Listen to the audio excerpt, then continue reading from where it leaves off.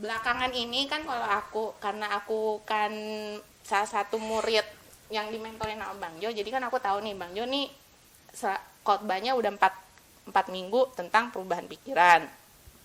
Yang terakhir panggilan. Nah, menurut Bang Jo, panggilan kita ini yang kita harus selesaikan kan? Coba Bang Jo kasih tahu gimana ke mereka tentang panggilan ini. Apa sih kita harus cari panggilan kita? Bagaimana kita menyelesaikan panggilan ini? Jelas Alkitab menggunakan kata panggilan sebagai hal yang sangat penting. Nah, kalau baca di Alkitab selalu kata itu dipanggil, dipilih. Dipanggil, dipilih. 2 kata yang sering muncul. Nah, kata itu harusnya menurut kata kitab Efesus itu sudah ada sebelum dunia dijadikan. Panggilan dan pilihan sudah selesai dari awal, dari Tuhan sudah selesai. Tapi kan manusia jatuh dalam dosa. That's the problem really, isn't it? Yeah. Pertama panggilan manusia udah jelas. The call of Adam udah jelas, dia representasinya Tuhan. Tiba-tiba dosa datang, mereka jatuh. Dia kemudian tidak mencapai panggilan itu. Gagal kan?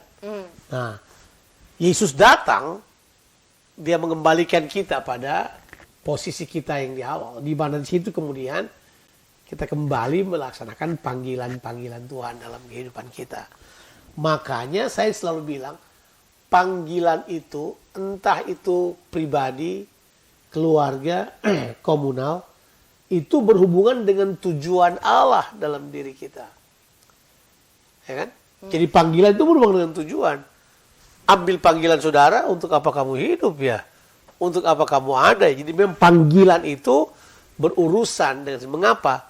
Sebab dalam kejatuhan itulah Tuhan memanggil kembali manusia, kembali kepada His purpose.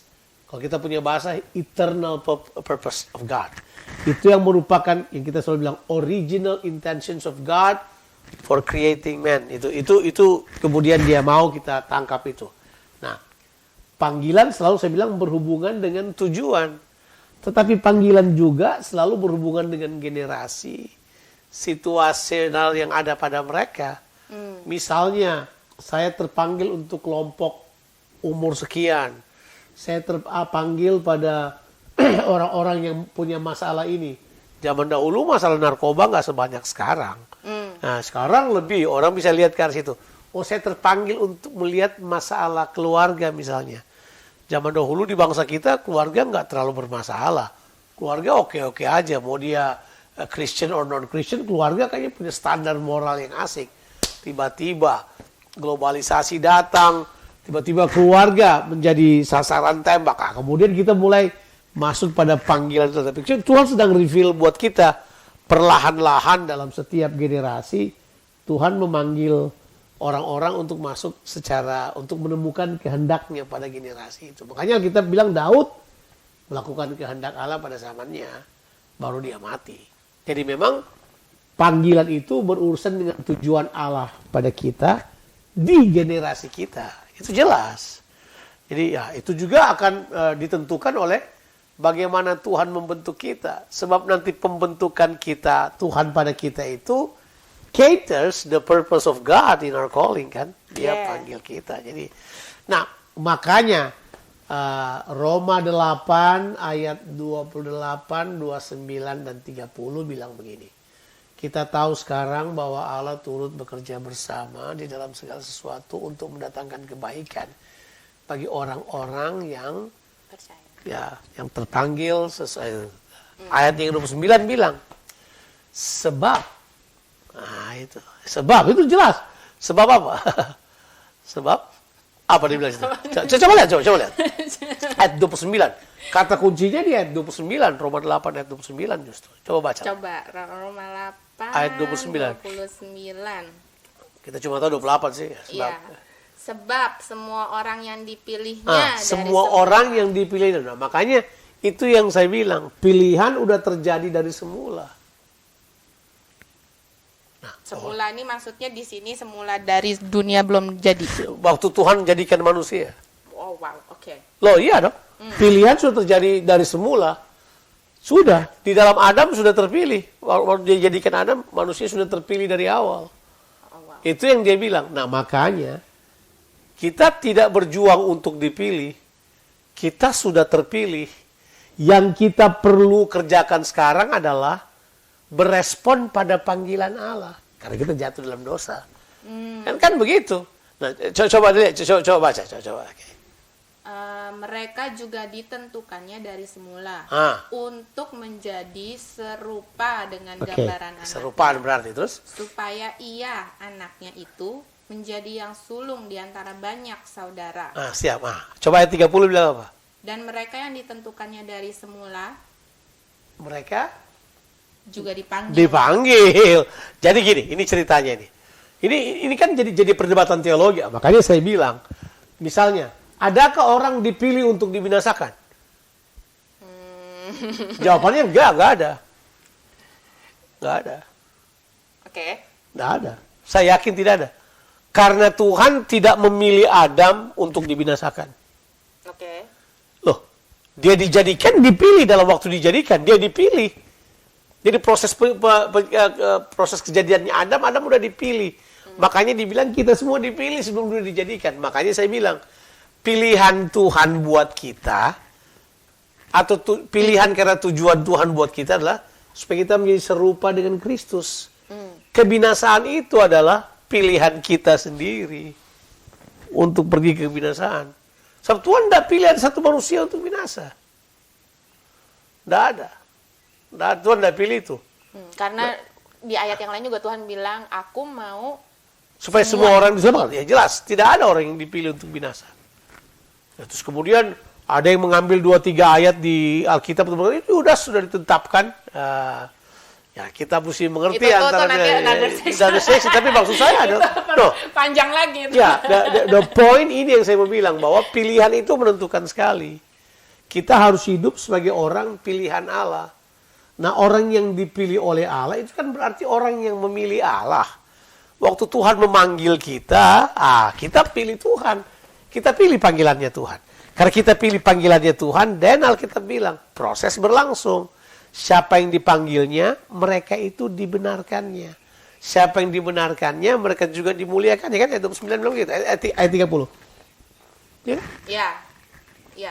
Dan mereka yang dipanggilnya, mereka juga dibenarkannya. Dan mereka yang dibenarkannya, mereka juga dimuliakan. Ya, itu dia. Jadi at the end adalah dimuliakan. Nah, dimuliakan itu apa maksudnya? Kita kembali pada posisi sebagai representative of God dan memerintah bersama dengan Dia dalam keserupaan dengan Tuhan. Artinya itu mewakili banget sih, mewakili tujuan Tuhan buat kita. Sebab masalahnya begini. Ada yang Petrus ketahui tentang panggilan ya. Kalau kamu tidak tahu panggilanmu, kamu bakal menjadi buta dan picik. Kamu kan terlempar ke belakang. Kalau kamu tidak tahu panggilanmu, kamu gampang digoyahkan. Kata yang Petrus pakai, kamu gampang tersandung. Ya kan? Makanya ayat yang kita pakai di kitab 2 Petrus pasal 1 ayat 10. Ya itu kan jelas. Itu diberitahukan buat kita. Bahwa supaya kamu berupaya, supaya panggilanmu menjadi teguh. Kalau tidak, kamu tersandung. Itu ayat bilang begitu kan. Ya nggak apa-apa, kalau lupa juga nggak apa-apa lah. Gitu kan. Ayat 10 bilang begitu kan. Karena itu saudara-saudara berusaha sungguh-sungguh supaya panggilan dan pilihanmu makin teguh. Supaya jikalau kamu melakukannya, kamu tidak akan pernah tersandung. That's a good choice. Ya. Yep. Jadi panggilan itu sebenarnya berusaha dengan tujuan kok. Ya, jadi makanya, tapi kan susah di tengah-tengah situasi sekarang kalau kita tanya, tujuan hidup lu apa? Iya. Coba aja wawancarain orang, tujuan hidup lu apa? I don't know. Never thought about it. My purpose in life, I want to be successful. I want to be doing this, doing that. Yeah. And after that? And then after that? Apa? At the end of the day ada tujuan yang pasti. Tujuannya udah jelas. Keserupaan dengan Tuhan dan memerintah bersama dengan Dia. Kan? Itu tujuan. Tujuan utamanya. Nah, panggilan kita ke arah situ. Ya itu panggilan itu selalu referring kepada tujuan. Ya. Kok jadi nyambung sama yang tadi ya? Jadi identitasnya harus jelas dulu ya Bang Jo? Oh iya, ya kembali kepada keserupaan kan itu identitasnya. Itu jelas. Muter-muter kemana-mana, Alkitab sedang memberitahukan kepada kita, hey, human, your identity is in God. If you choose to have different identity, it's up to you. But yeah, your identity is with God. Berita ini harus terus disampaikan, karena ini yang penting. Yesus datang untuk mengembalikan identitas kita sebagai anak Allah, sebagai anak-anak Allah. Makanya dia bilang kan, ya toh, dia jadi anak untuk menjadikan kita anak. Jadi waktu kita diselamatkan itu proses penjadian anak sebenarnya, proses mengangkat jadi anak. Itu bahasa Galatia ya, Galatia 4 ayat 4, 5 dan 6 toh. Ya. Dan cuman Kristen yang punya pemahaman anak. Ya, jelas. Jelas, karena otomatis waktu Tuhan bilang begini, baiklah kita menjadikan manusia menurut gambar dan rupa kita. Ya. Gambar itu oleh Paulus dia jelaskan. Gambar anak, kan? Roma 8 ayat 29 tadi. Dia mereka yang ditentukan dari semula telah ditetapkan untuk menjadi serupa dengan gambaran anaknya ya. Anak ya. Di kitab Kejadian nggak dibilang, kata yang dipakai adalah kita. Nah, ya itu ada penjelasan. Nah, ya, penjelasan itu sih sudah dogmatis juga sih sebenarnya. Tapi ya nggak apa-apa, itu penting buat kita. Iya.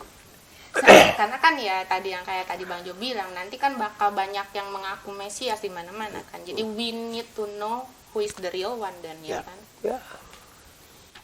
Bang Jo, yang di terakhir itu, ini terakhir lah kita. Piano Man. Aku dengerin itu liriknya.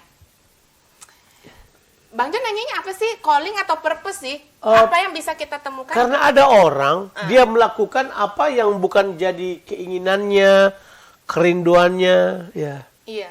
Dia berkata, I would be a movie star if I can get out of this place. You know, Why don't you get out there? Kenapa kamu masih ada di situ? Why you there? Itu keren banget sih. Karena kan Piano Man itu balance ya. Dia cerita, dia ketemu orang-orang di situ kan. Ya. Artinya saya melihat ya, artinya Billy Joel menulis, Lala dengar ya? Iya, aku dengar karena Bang Jo kan, ayo nanti kalau ada itu coba dengerin, terus kamu bisa dapat apa dari itu kan? Aku waktu dengerin, ya ampun kasihan banget nih orang-orang ini. Iya, maksudnya orang yang ada di bar itu kan yang minum-minum. Kasihan banget gitu kan. Sejak kayak gini, dia udah tahu dia main piano. Hey man, what are you doing here? Dia main piano di situ tuh dapat uang. Tapi satu-satunya orang yang berfungsi ya dia kan? Ya. Karena dia piano man. Iya. Enggak, maksudnya itu berusaha untuk memberikan gambaran bahwa hey, ada orang yang kayak gitu.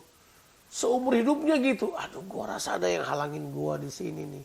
Kayak mesti keluar dari sini nih gitu.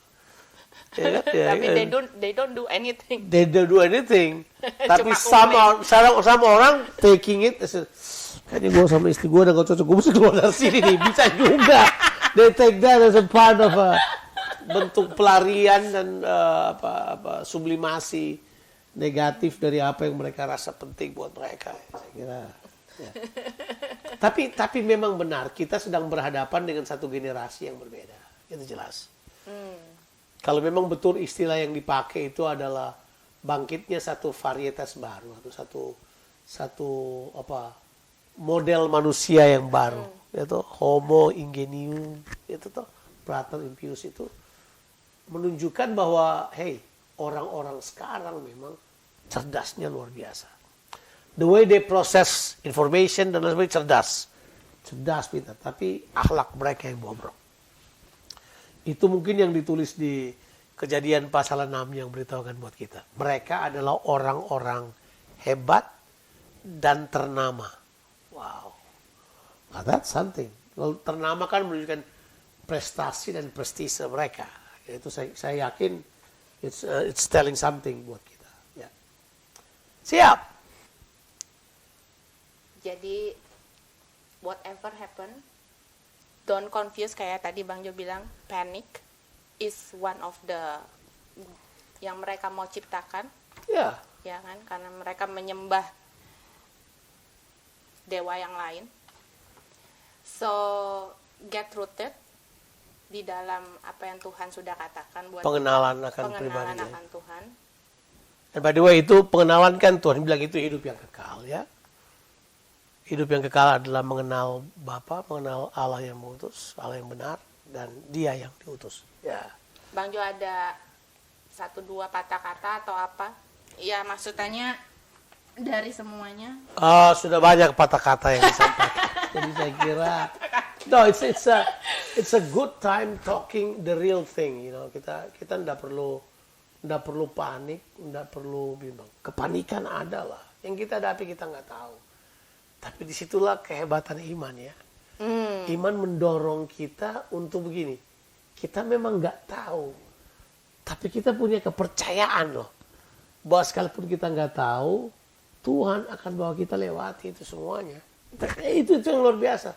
Kalau kita tidak punya keyakinan ini, kita tenggelam dalam stres yang berat, kematian, macam-macam. Ya kan kita sudah tahu bahwa sekarang yang bikin mati orang lebih banyak ketakutan mereka, bukan apanya. Secara pribadi sih, saya melihat virus dan penyakit akan tetap ada. By all means, orang bisa memakai itu untuk membawa ketakutan dalam dunia ini sehingga orang mencari tempat berlindung. Untuk sementara orang mau berlindung pada apa? Pada sebuah sistem yang mereka bisa kuat. Alkitab beritahu buat kita nggak ada. Semua bakal tergoncangkan.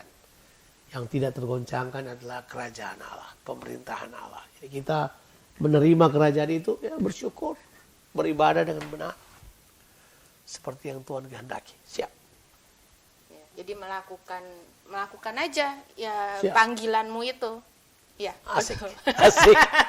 Hidupi Hidupi panggilanmu itu ya. Oke. Thank you Bang Jo. Siap, terima kasih. It's very very good.